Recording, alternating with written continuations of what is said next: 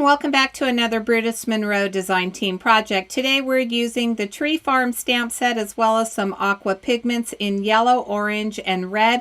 We're going to do some color mixing to create an autumn themed card. I've cut my card panel down to 4 by 5 1/4. I thought that I was going to use the full panel, but I do change directions. I wanted to get a red orange, so I started with some aqua pigment in orange yellow and added a drop of the red.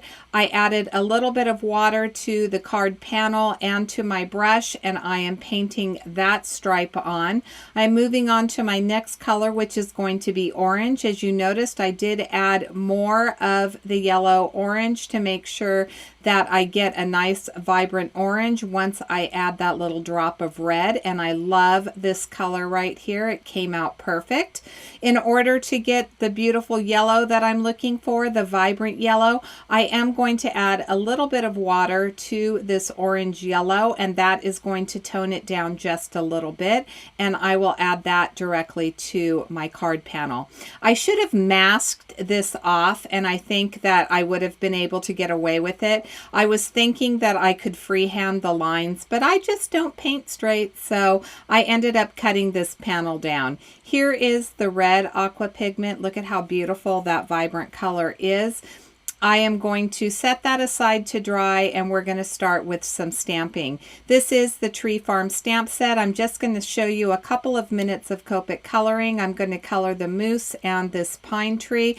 I do end up cutting it out using my Brother Scan and Cut. There are dies available for this stamp set in the Brutus Monroe store. I just don't have them. So I've inked up my stamps with Brutus Monroe Raven Black ink, which is a hybrid ink. It's good for watercoloring. It's good for Copic coloring. Today I am going to Copic color. I'm starting with the moose, and where the furthest part of the moose is on the left hand side is going to be where my shadow is. I'm going to start with an E74. I'll blend that out with an E71 and finish it off with an E70. I do go over the image twice, and then I'll do the same thing over his bottom. Now I do want to mention that the stripes on the sweater and the other portions of the moose are a little bit smaller. For the boots, I'm going to use 3 colors, but I do end up moving down to 2 colors and finally to just a single color because of the small parts of this image, and I think that it turned out just fine, but I did add the shadowing especially to the moose to add a little bit more life to him, and then as well I'm going to add it to those cute adorable boots. For the boots, I used my darkest red is going to be an R59. I'll blend it out with an R29, and then I will finish it off with an R24. I'll go over it another time, and then I'm going to reinforce some of those shadows with that R59, and that will finish off the boots. I'm going to color the sweater with the with an R8 and an R5 marker.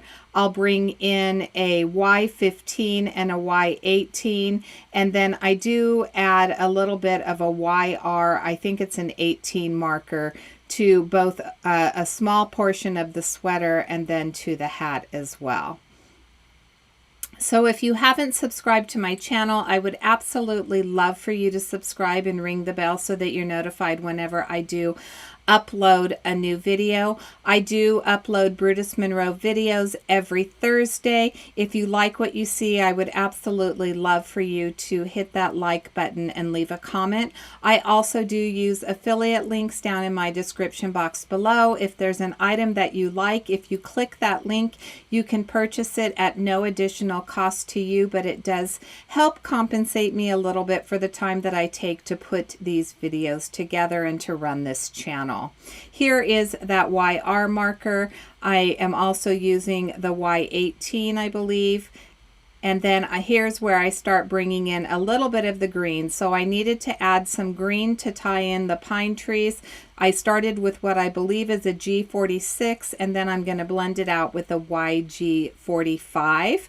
So for the bottom branches of the tree, to add the shadowing, I bring in that G46. I'm going to color the entire tree with the YG45, and then again I'm going to reinforce those shadows at the bottom of the tree with that G46. I'm going to finish off the scarf with just a single color of the yellow. I do end up blending out his antlers. I'm not sure. I don't know. Do moose have antlers? I think they have antlers. I believe I use an E51 and an E53 for that. So here is that panel. I am going to cut it down to 2 1/4 by 4. And I'm going to pop it up with some fun foam so that I get a little bit of that dimension. Once I add that fun foam to the back, well, I thought I added the fun foam first, but I guess I added the Chroma mist first. So this is white Chroma mist that I'm splattering on to the panel. I am going to let that dry. Once that's dry, I add the fun foam. I'm going to add some art glitter glue. I'll drop it down maybe a 1/2 inch. And I'll put the red at the bottom and the yellow at the top. I love the way that this looks. And then I'll start adding my other elements. So I did cut out some of the clouds that are in the stamp set and a couple other of the pine trees. I did forget to color the trunk, so you're going to see here in a moment that I am going to add the coloring to the bottom of one of the trunks. But other than that, I am just gluing them straight down to the popped up panel since I already have the dimension from that. Here's that little bit of coloring. I think this is an E23 that I used right there. Once I get my clouds on, I am going to bring in some white Nuvo drops and I am going to fill in those clouds.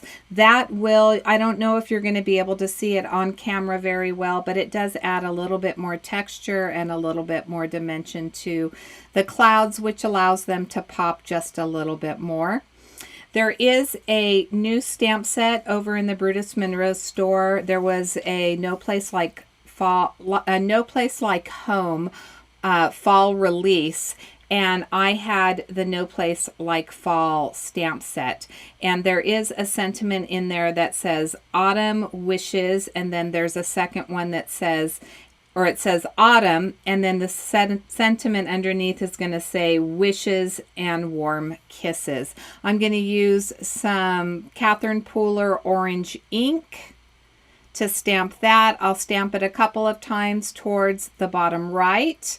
Once I get these aligned, I am going to bring in, I believe, a piece of acetate to make sure that my sentiment is straight so that I don't ruin my card with a crooked sentiment, because it wouldn't be the first time that that has happened. There it is. Okay, my heart was beating a little bit because I was thinking, ooh, I took a walk on the wild side today, but no, I did use that piece of acetate, and I like the way that it's stamping. So I'm going to add it, and then I'm going to stamp it a couple of times. Oh, nope, I did the acetate again because I had it on crooked.